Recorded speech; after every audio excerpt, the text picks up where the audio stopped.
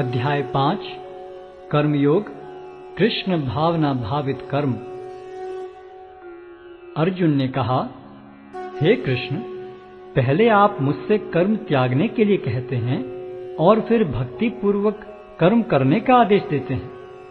क्या आप अब कृपा करके निश्चित रूप से मुझे बताएंगे कि इन दोनों में से कौन अधिक लाभप्रद है? श्री भगवान ने उत्तर दिया, मुक्ति के लिए तो कर्म का परित्याग तथा भक्तिमय कर्म दोनों ही उत्तम हैं, किंतु इन दोनों में से कर्म के परित्याग से भक्ति युक्त कर्म श्रेष्ठ है। जो पुरुष न तो कर्म फलों से घृणा करता है और न कर्म फल की इच्छा करता है, वह नित्य सन्यासी जाना जाता है। हे महाबाहु अर्जुन, ऐसा मनुष्य समस्त द्वंद्वों से रहित होकर बहुबंधन को पार कर पूर्णतया मुक्त हो जाता है। अज्ञानी ही भक्ति को भौतिक जगत के विश्लेषणात्मक अध्ययन से भिन्न कहते हैं। जो वस्तुतः ज्ञानी हैं वे कहते हैं कि जो इनमें से किसी एक मार्ग का भली भांति अनुसरण करता है वह दोनों के फल प्राप्त कर लेता है। जो यह जानता है कि विश्लेषणात्मक अध्ययन द्वारा प्राप्त स्थान भक्ति द्वारा भी प्राप्त किया जा सकता है, और इस तरह जो सांख्य योग तथा भक्ति योग को एक समान देखता है वही वस्तुओं को यथारूप में देखता है। भक्ति में लगे बिना केवल समस्त कर्मों का परित्याग करने से कोई सुखी नहीं बन सकता, परंतु भक्ति में लगा हुआ विचारवान व्यक्ति शीघ्र ही परमेश्वर को प्राप्त कर लेता है। जो भक्ति भाव से कर्म करता है, जो विशुद्ध आत्मा है और अपने मन तथा इंद्रियों को वश में रखता है, वह सबों को प्रिय होता है और सभी लोग उसे प्रिय होते हैं। ऐसा व्यक्ति कर्म करता हुआ भी कभी नहीं बंधता।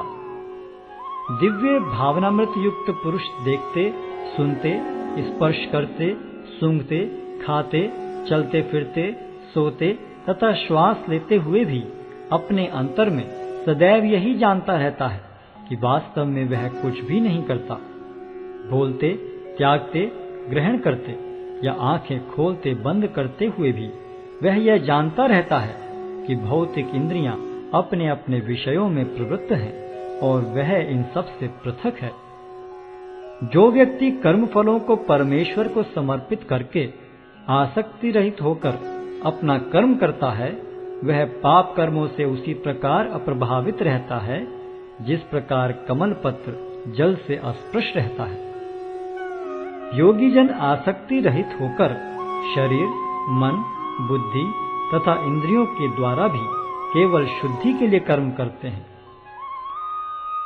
निश्चल भक्त शुद्ध शांति प्राप्त करता है, क्योंकि वह समस्त कर्मफल मुझे अर्पित कर देता है। किंतु जो व्यक्ति भगवान से युक्त नहीं है और जो अपने श्रम का फल कामी है, वह बंध जाता है। जब देहधारी जीवात्मा अपनी प्रकृति को वश में कर लेता है और मन से समस्त कर्मों का परित्याग कर देता है, तब वह 9 द्वारों वाले नगर में बिना कुछ किए कराए सुखपूर्वक रहता है। शरीर रूपी नगर का स्वामी देहधारी जीवात्मा न तो कर्म का सृजन करता है, न लोगों को कर्म करने के लिए प्रेरित करता है, न ही कर्म फल की रचना करता है। यह सब तो प्रकृति के गुणों द्वारा ही किया जाता है। परमेश्वर न तो किसी के पापों को ग्रहण करता है न पुण्यों को, किंतु सारे देहधारी जीव उस अज्ञान के कारण मोहग्रस्त रहते हैं जो उनके वास्तविक ज्ञान को आच्छादित किए रहता है।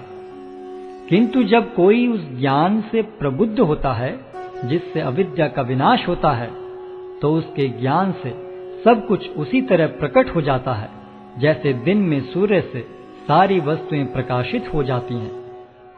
जब मनुष्य की बुद्धि, मन, श्रद्धा तथा शरण सब कुछ भगवान में स्थिर हो जाते हैं, तभी वह पूर्ण ज्ञान द्वारा समस्त कलमश से शुद्ध होता है और मुक्ति के पथ पर अग्रसर होता है। विनम्र साधु पुरुष अपने वास्तविक ज्ञान के कारण एक विद्वान तथा विनीत ब्राह्मण, गाय, हाथी, कुत्ता तथा चांडाल को समान दृष्टि से देखते हैं। जिनके मन एकत्व तथा समता में स्थिर हैं, उन्होंने जन्म तथा मृत्यु के बंधनों को पहले ही जीत लिया है। वे ब्रह्म के समान निर्दोष हैं और सदा ब्रह्म में ही स्थित रहते हैं। जो न तो प्रिय वस्तु को पाकर हर्षित होता है और न अप्रिय को पाकर विचलित होता है, जो स्थिर बुद्धि है, जो मोह रहित है और भगवत विद्या को जानने वाला है, वह पहले से ही ब्रह्म में स्थित रहता है। ऐसा मुक्त पुरुष भौतिक इंद्रिय सुख की ओर आकृष्ट नहीं होता, अपितु सदैव समाधि में रहकर अपने अंतर में आनंद का अनुभव करता है।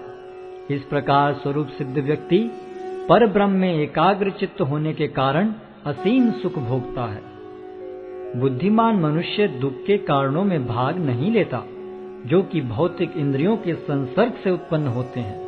हे कुंती पुत्र, ऐसे भोगों का आदि तथा अंत होता है, अतः चतुर व्यक्ति उनमें आनंद नहीं लेता। यदि इस शरीर को त्यागने के पूर्व कोई मनुष्य इंद्रियों के वेगों को सहन करने तथा इच्छा एवं क्रोध के वेग को रोकने में समर्थ होता है, तो वह इस संसार में सुखी रह सकता है। जो अंतःकरण में सुख का अनुभव करता है, जो कर्मठ है और अंतःकरण में ही रमण करता है तथा जिसका लक्ष्य अंतर्मुखी होता है, वह सचमुच पूर्ण योगी है। वह पर ब्रह्म में मुक्ति पाता है और अंततोगत्वा ब्रह्म को प्राप्त होता है। जो लोग संशय से उत्पन्न होने वाले द्वैत से परे हैं, जिनके मन आत्म साक्षात्कार में रत हैं, जो समस्त जीवों के कल्याण कार्य करने में सदैव व्यस्त रहते हैं और जो समस्त पापों से रहित हैं, वे ब्रह्म निर्वाण को प्राप्त होते हैं। जो क्रोध तथा समस्त भौतिक इच्छाओं से रहित हैं, जो स्वरूप सिद्ध आत्म संयमी हैं और संसिद्धि के लिए निरंतर प्रयास करते हैं, उनकी मुक्ति निकट भविष्य में सुनिश्चित है। समस्त इंद्रिय विषयों को बाहर करके, दृष्टि को बाहों के मध्य में केंद्रित करके, प्राण तथा पान वायु को नथुनों के भीतर रोककर और इस तरह मन, इंद्रियों तथा बुद्धि को वश में करके जो मोक्ष को लक्ष्य बनाता है, वह योगी इच्छा, भय तथा क्रोध से रहित हो जाता है। जो निरंतर इस अवस्था में रहता है, वह अवश्य ही मुक्त है। मुझे समस्त यज्ञों तथा तपस्याओं का परम भोक्ता, समस्त लोकों तथा देवताओं का परमेश्वर एवं समस्त जीवों का उपकारी एवं हितैषी जानकर मेरे भावनामृत से पूर्ण पुरुष भौतिक दुखों से शांति लाभ करता है।